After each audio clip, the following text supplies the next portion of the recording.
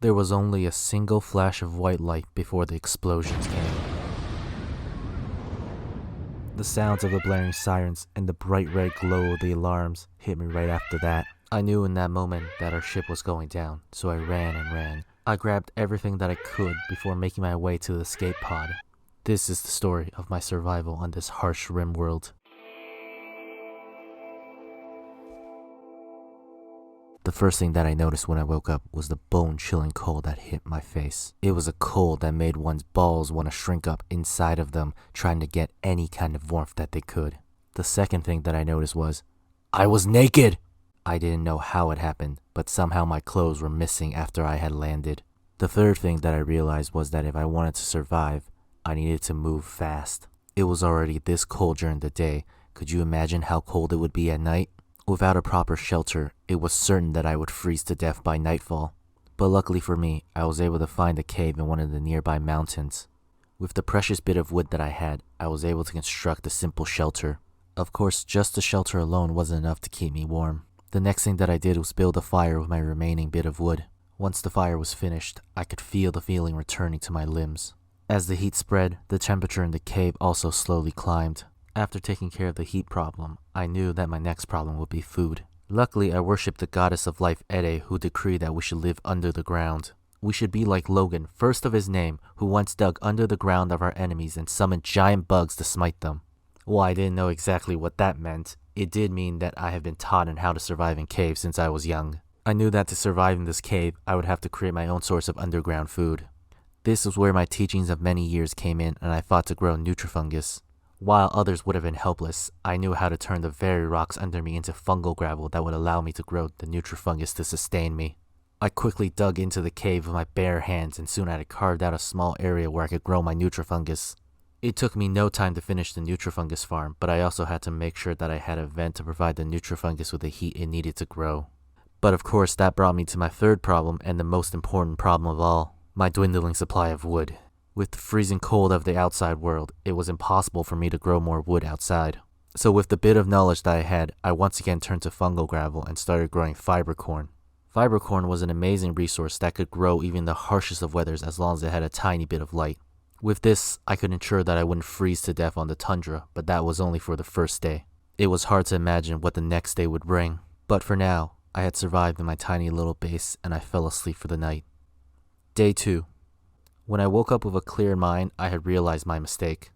In my fervor to find the source of heat, I had made a critical mistake. A fire burned wood much too quickly, and with my dwindling supplies, I would never make it to my first fiber corn harvest. Unless I did something to solve this, it was certain that I would freeze to death before long. So there was only one thing that I could do. Torches. I had to make torches. Even 3 torches meant burning less wood than a single campfire. After finishing those torches, I moved on to something even more important. I hadn't finished securing my supply of food yet. I had been too distracted by the fiber corn and completely forgotten about my nutrifungus farm. In no time, I dug out a new segment of the cave and expanded my nutrifungus farm. With the farm in place, it was finally time to look outside of this cave. There was one issue that I had been avoiding the whole time, which was the fact that I was completely naked. But lucky for me, there was an Arctic fox that wandered into this territory of mine. I quickly grabbed some wood and built a bow in hopes of hunting down this beast. But it was already getting too late and too cold, so I had no choice but to bunker down for the night. In my cave, as my mind wandered, I knew that I couldn't rely on wood and steel to build everything. I had to find a new resource to build this survival base of mine with. So it was then and there I decided to build a rock carving station. With the new material that was all around me, I would be able to build my way out of this predicament. Then, after carving out a few stones, I decided to build a research table. Knowledge was the gift that God had given to man, and with it, I would be able to build anything. But most importantly, I would be able to build things that would be instrumental to my survival. As the sun started setting on the second day, I was filled with hope. The progress that I had made in just 2 days, I was certain that I would be able to survive. But there was that little voice in the back of my head that kept wondering what was ahead for me. Day 3. The minute that I woke up, I found that the Arctic fox was actually sleeping right by my base. How could I possibly give up this perfect chance? Without hesitation, I picked up my bow and had the determination to end this. Jubilations! It was a successful hunt. While it did take a few attempts to get this, the thought of finally being able to have some meat filled me with joy. Unfortunately, there was no fire for me to cook this meat with, but I didn't let that get me down. The other problem was there wasn't enough leather for me to make a single piece of clothing. So once again, without hesitation, I picked up my bow and went out to hunt. Unfortunately, the only things that I could find were a few snow hares. I had done it. I had taken them down. There was a terrifying excursion into a cave that was infested with bugs, but I was able to do it. Once again, I was filled with disappointment as I found there still wasn't enough leather for me to make a single piece of clothing. But before I could let myself get too down, I had suddenly realized something. There were visitors that were coming from the horizon. I didn't know how they found me. Perhaps it was from the crashing of my pod, but somehow they had found me. Regardless, these people didn't seem hostile, and it even seemed like they had a few items for trade. Trading. That was the most important thing because I still needed clothing. I was filled with hope and expectations for their arrival. They arrived in the middle of the night, and in my excitement, I immediately ran out to greet them. But the moment that I saw what they had, my disappointment was immeasurable, and my night was ruined. Never minding that I didn't have any money to trade with, these people didn't have a single piece of useful clothing for me. They wouldn't even take the things that I offered them. It was almost as if they were spitting in my face. Being filled with disappointment, I headed back off to sleep, wondering what the next day would bring. During the day, I had also built a defensive position, knowing that eventually people with hostile intentions would arrive. I knew that eventually, I would be raided.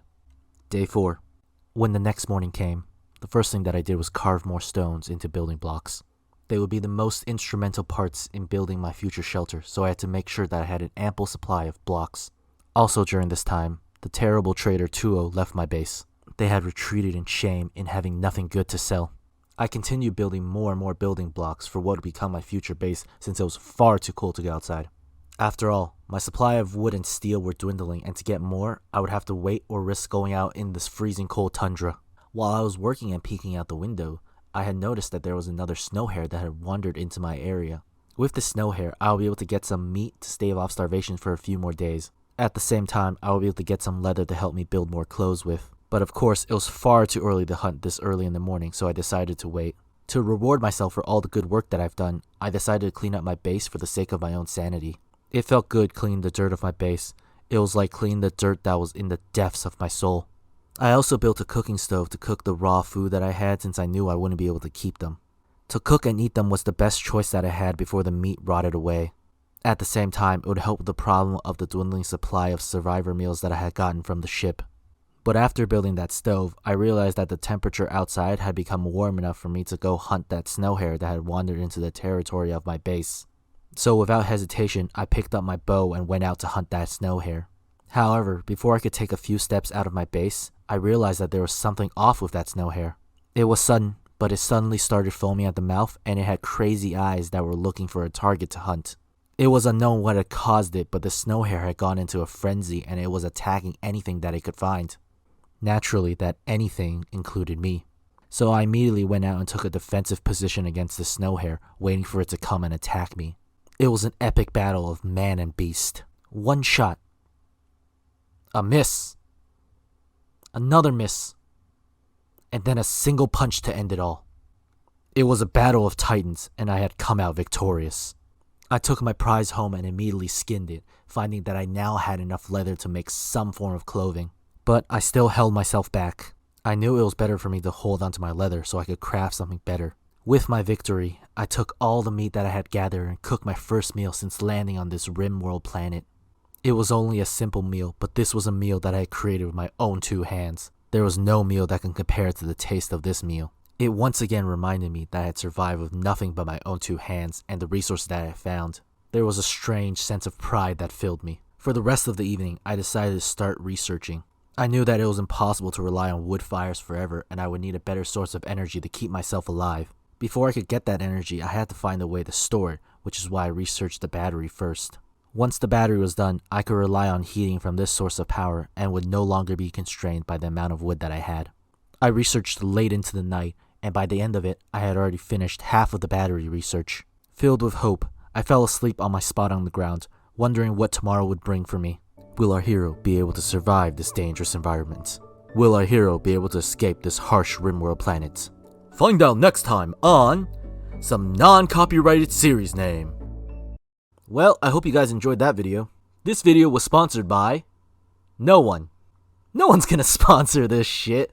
Please hit that like and subscribe button if you did enjoy. And I stream 3 days a week, Tuesdays, Thursdays, and Saturdays. Please come check it out on Twitch. The link is in the description below. I'm like a rabbit. I'll die of loneliness if no one comes. And I'll see you guys in the next video. Peace.